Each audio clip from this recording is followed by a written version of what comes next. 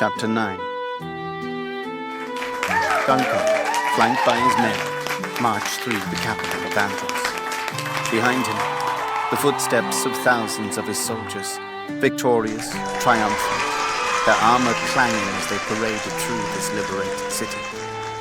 Everywhere they went, they were met by the triumphant cheers of citizens, men and women, young and old, all dressed in the fancy garments of the capital, all rushing forward on the cobblestone streets and throwing flowers and delicacies his way. Everyone proudly waved the banners of Escalon. Duncan felt triumphant to see the colors of his homeland waving again, to see all these people, just the day before so oppressed, now so jubilant, so free. It was an image he would never forget, an image that made all of it worth it. As the early morning sun broke over the capital, Duncan felt as if he were marching into a dream. Here was a place he had been sure he would never step foot in again, not while he was alive, and certainly not under these conditions. Andros, the capital, the crown jewel of Escalon, seat of kings for thousands of years, now in his control. The Pandesian garrisons had fallen. His men controlled the gates, they controlled the roads, they controlled the streets. It was more than he could have ever hoped for. But days ago, he marveled, he was still in Volus, all of Escalon still under the iron thumb of Pandesia. Now, all of northwestern Escalon stood free, and its very capital, its heart and soul, was free from Pandesian rule. Of course, Duncan realized they had achieved this victory solely through speed and surprise. It was a brilliant victory, but also a potentially transient one. Once word reached the Pandesian Empire, they would come for him, and not with a few garrisons, but with the might of the world. The world would fill with the stampede of elephants, the sky would fill with arrows, the sea would be covered in ships. But that was no reason to turn his back on doing what was just, on doing what was demanded of a warrior. For now, at least, they had held their own. For now, at least, they were free.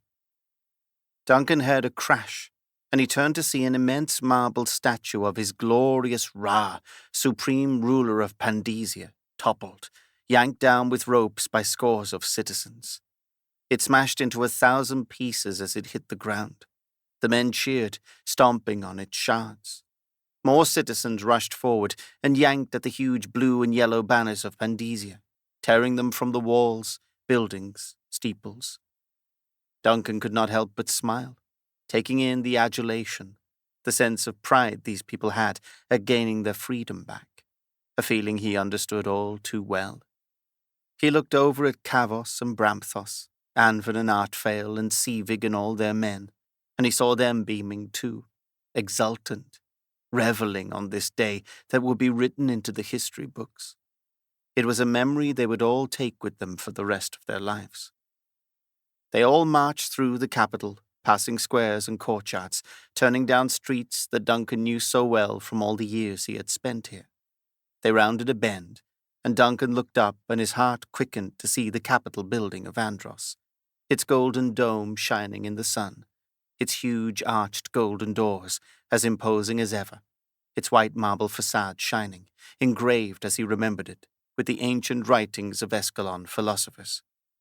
It was one of the few buildings Pandesia had not touched, and Duncan felt a sense of pride in seeing it.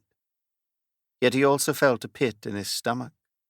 He knew that waiting for him inside would be the nobles, the politicians, the serving council of Escalon, the men of politics, of schemes, men he did not understand. They were not soldiers, not warlords, but men of wealth and power and influence, which had been inherited from their ancestors.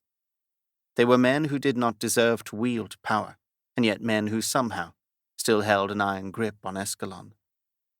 Worst of all, Tarnis himself would certainly be with them.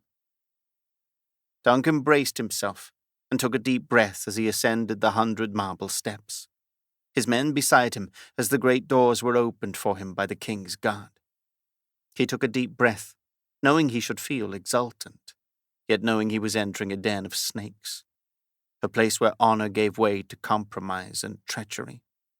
He would prefer a battle against all of Pandesia rather than an hour spent meeting with these men, men of shifting compromise, men who stood for nothing.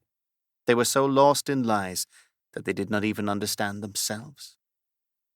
The King's Guard, wearing the bright red armor Duncan had not seen in years, with their pointed helmets and ceremonial halberds, opened the doors wide and looked back at Duncan with respect.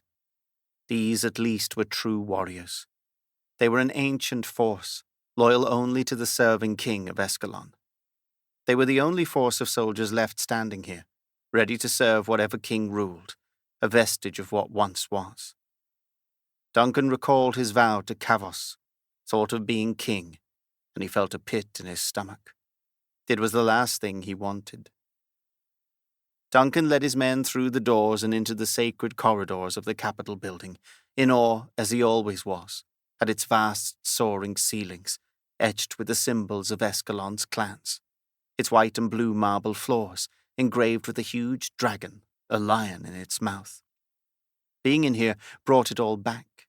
No matter how many times he entered, he was always humbled by this place.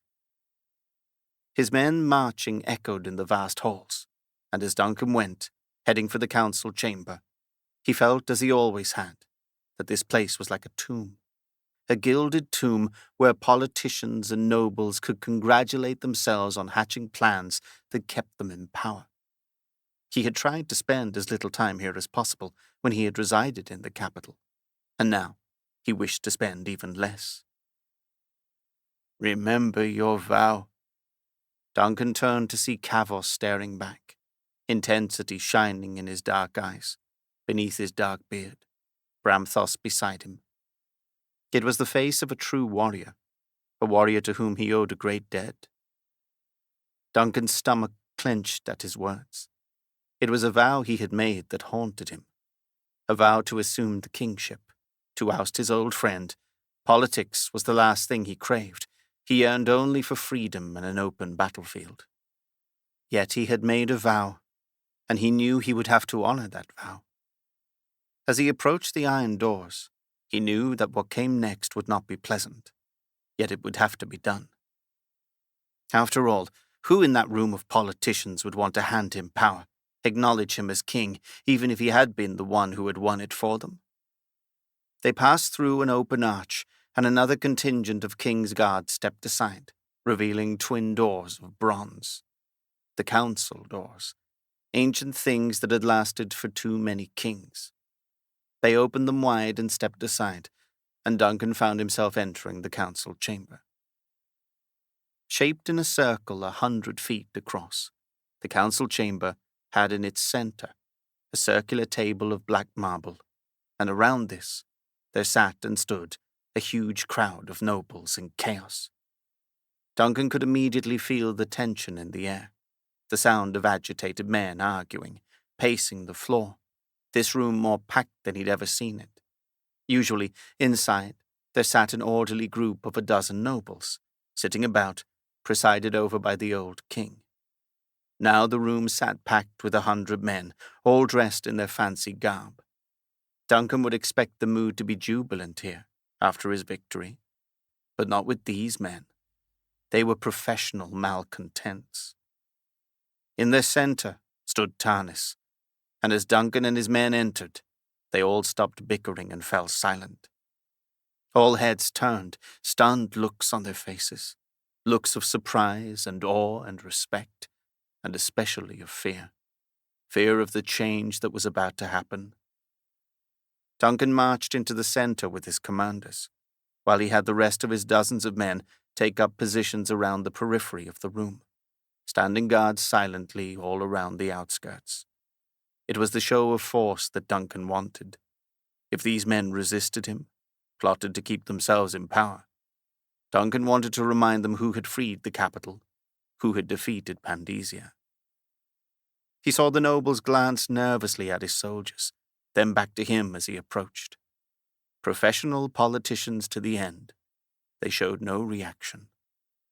Tarnis, the most professional of them all, turned to Duncan and broke into a quick, forced smile. He reached out his arms and began to approach.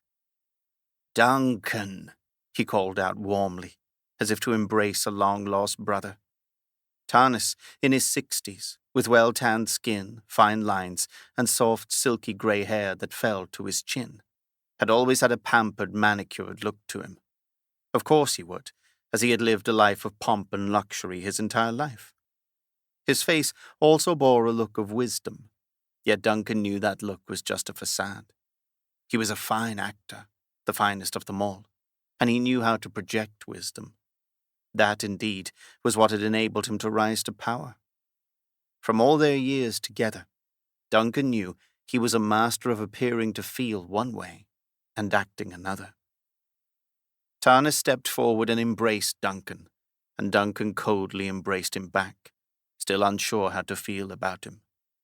He still felt stung, supremely disappointed by this man whom he had once respected as a father. After all, this was the man who had surrendered the land. It was insulting for Duncan to see him here, in his hall of power, after Duncan's victory, in which he no longer deserved to be. And by the way all the nobles still looked to him, Duncan could sense that Tarnis assumed he was still king. It was, remarkably, as if nothing had changed. "I thought to never lay eyes upon you again," Tarnis added, "especially not under circumstances like these." Duncan stared back, unable to get himself to muster a smile. He had always been honest with his emotions, and he could not pretend to feel warmth for this man. "How could you have done this?" shouted out an angry voice. Duncan turned and looked across the table to see Bant, the warlord of Baris, southern neighbor to the capital, staring back angrily at him. Bant was known to be a difficult man, a cantankerous man, as were all the people of Baris, living as they did down in the canyon, a hard, drab people. His people were not to be trusted. "Do what, exactly?" Duncan called back, indignant. "Liberated you?" "Liberated us," he sneered. "You started a war we cannot win." "Now we lie at the mercy of Pandesia," called out a voice. Duncan turned to see a noble standing, staring back angrily at him. "All of us will now be slaughtered because of your impetuous actions," he called. "And all this without our authority," shouted out another noble, a man Duncan did not recognize, wearing the colors of the Northwest. "You will surrender at once," called Bant. "You will approach the Pandesian lords. You will lay down your arms and you will beg their forgiveness on behalf of us." Duncan fumed at these cowards' words. "You all disgust me," Duncan replied, enunciating each word. "I am ashamed that I fought for your freedom." A heavy silence filled the room, none daring to respond. "If you do not surrender at once," Bant finally called out, "then we shall do it for you. We shall not die for your recklessness." Kavos stepped forward and drew his sword, the sound reverberating in the room, heightening the tension, Bramthos standing close beside him. "No one is surrendering," he said, his voice cold and hard. "Come close, and the only thing you will surrender to is the tip of my sword." The tension in the room reached a fever pitch, both sides in a tense standoff, until finally Tarnis, the old king, stepped forward and laid his hand gently on Kavos's blade. He smiled, the smile of a professional politician. "There is no need for division here," he said, his voice soft, reassuring. "We are all men of Escalon, all men who would fight and die for the same cause. We all desire freedom, freedom for ourselves, for our families, for our cities." Slowly, Kavos lowered his sword, yet he still stared coldly across the table at Bant. Tarnis sighed. "Duncan," Tarnis said, "you have always been a faithful soldier and a true friend. I understand your desire for freedom. We all share it ourselves. But sometimes brute force is not the way. After all, consider your actions. You have liberated the Northeast, and even managed to win the capital, for now at least. For that, I commend you. We all commend you, he said, turning to the room with a wave of his hand, as if speaking for all of them. He turned back to Duncan and rested his eyes upon his. And yet, you have also now left us vulnerable to attack. An attack we cannot possibly fend off. Not you, not even with all your men, and not all of Escalon. Freedom has a price, Duncan replied. Yes, some men shall die, but we will be free. We shall kill all remaining Pandesians before they have a chance to regroup, and within a fortnight, all of Escalon will be ours. And even if, Tarnis countered, even if you manage to rid our land of them before they rally, reason with me. Will they not just invade through the open southern gate? Duncan nodded to Andrin, who nodded back. My men prepare even now to ride for the south and secure the gate. The politicians grumbled with surprise, and he could see the surprise in Tarnis's eyes too. And even if they secure it, will Pandesia not storm the southern gate with 1,000,000 men? And even if they lose those 1,000,000 men, can they not replace them with 1,000,000 more? With the gate in our hands, no one can take it, Duncan replied. I do not agree with you, Tarnis replied. This is why I surrendered Escalon. The southern gate has never been destroyed, Duncan countered. And never has Escalon faced an army the size of Pandesia. It has never been tested, Tarnis said. Precisely, Duncan replied. You don't know that we'll lose, and yet you surrendered us anyway. And you, my friend, Tarnis replied, don't know that we can win. Who I the more reckless of us two? And what of Ur? Called out a noble. Shall you secure its beaches with your skeleton force when the sorrow turns black with Pandesian fleets? Not my force alone, Duncan replied, but all our men, together. Are we not all one, Escalon? The men grumbled amongst each other, and most shook their heads and looked away in fear. We cannot defeat Pandesia, one lord called out, no matter how well we fight. Escalon stood free for thousands of years, Duncan replied.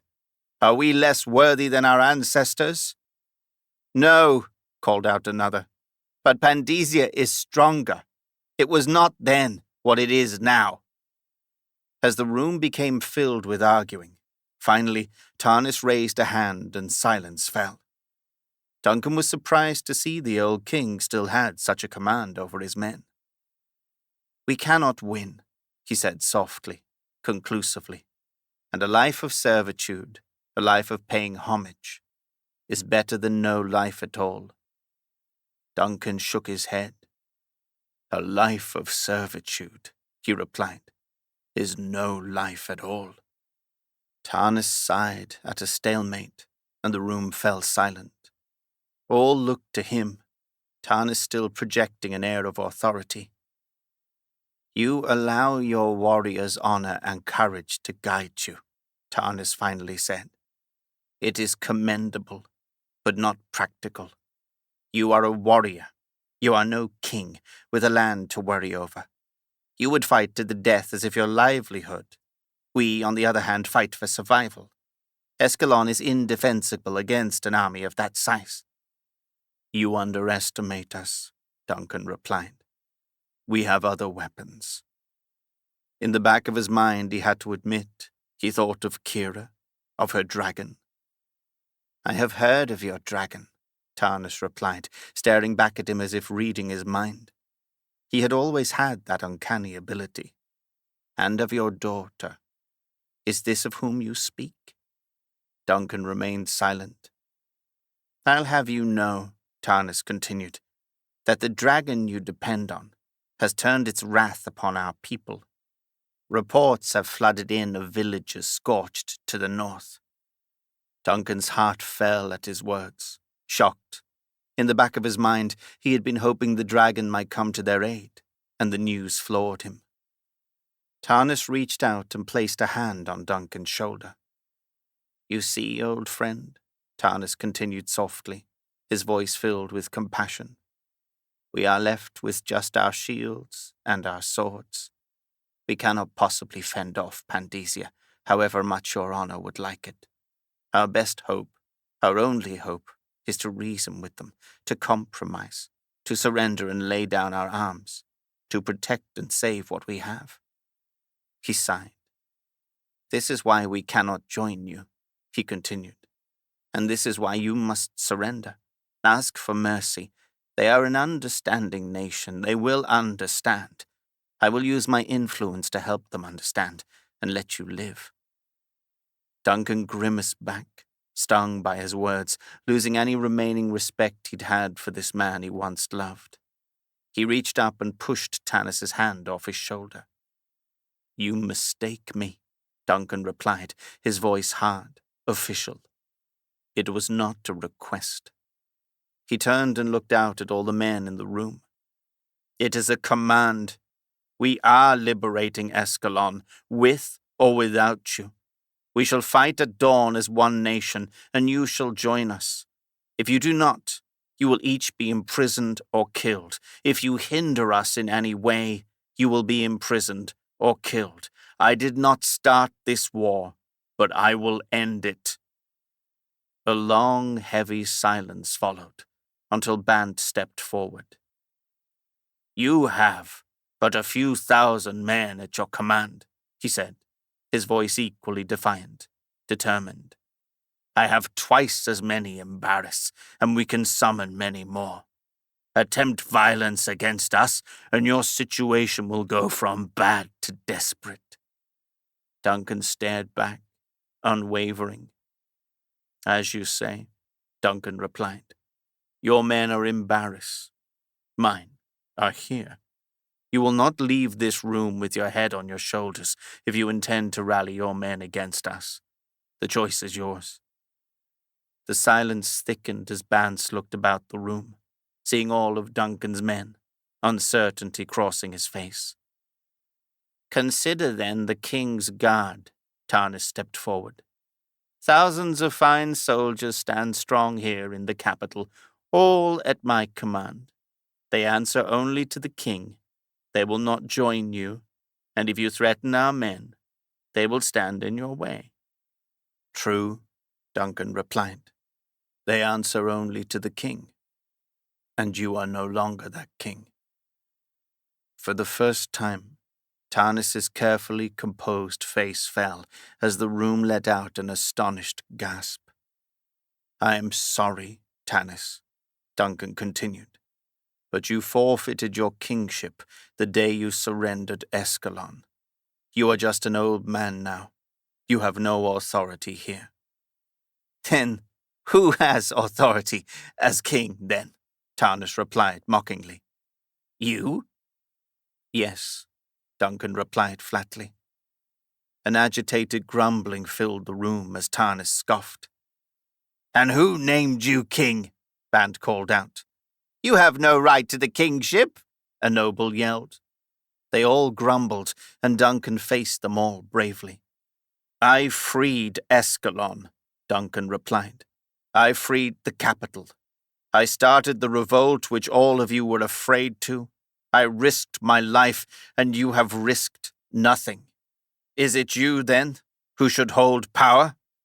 The room fell quiet as he looked each one in the face. "I seek no power," Duncan continued. "I seek only the freedom and unity of Escalon.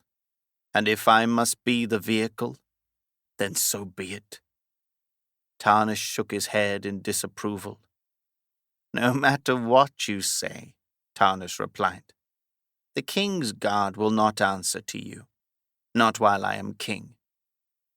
"He is right," Kavos interjected. "The Guard will not recognize two kings. No one will. Which is why you must kill him." An outraged gasp spread across the room, and Duncan felt his stomach in knots as he faced Kavos. "You vowed," Kavos reminded. "Now is your time to honor that vow." Duncan contemplated Kavos's words. He had not wanted it to come to this, however little respect he had for Tarnis. He saw Tarnis's horrified look, and his feeling of anguish deepened. For the first time, Tarnis stared back with a look of real fear. A long, tense silence ensued as all eyes turned to Duncan. Duncan looked for a long time at the old king, debating, remembering all the years he had served him. He knew Kavos was right. He knew Tarnis should be killed. Yet finally, he shook his head. "I shall not kill you," he said, his voice heavy, he already hating ruling. "But I cannot let you free to roam the capital either. You shall be detained and kept under watch." Kavos turned to him, outraged. "You vowed to kill him," Kavos insisted. Duncan shook his head. "I vowed to assume power, and that I shall do," Duncan replied. "You cannot have one without the other," Kavos countered. Duncan stood firm. "I shall not be cruel or merciless. He is no threat to any of us." Duncan turned to his men. "Take him under guard," he commanded. Several of his men rushed forward and detained Tarnis while the nobles watched, looks of panic and outrage across their faces as he was dragged out of the chamber. A tense silence fell, and Duncan set his sights on Bant. "I do not wish to kill you or your men. Join us. Let us fight as one, not fight each other." Another long silence fell, a silence which did not seem to ever end. Finally, Duncan knew he had to do something to break that silence. Slowly he crossed the room, circling the table, his men following, other men giving way, their armor clanging in the room, until finally he stopped before Bant. He disliked this man as much as anyone, and yet he knew he was king now, and he needed to do what a king would do. He had to make peace with his enemy, to unify his countrymen. If Bant followed, he knew, the others would, as would the king's guard. "You can kill me," Bant said, facing Duncan, "and you can kill my men, but you won't take Escalon without us." "True," Duncan replied, "which is why you must join us.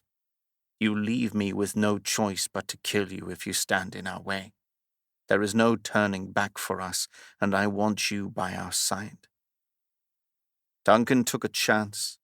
He reached out in the silence, extending a hand. He looked Bant in the eye, waiting. An impossibly long silence followed, until finally, Bant reached out and clasped arms with him, nodding back with a look of respect. In that clasp, Duncan knew the fate of Escalon had been sealed. He felt a rush of relief.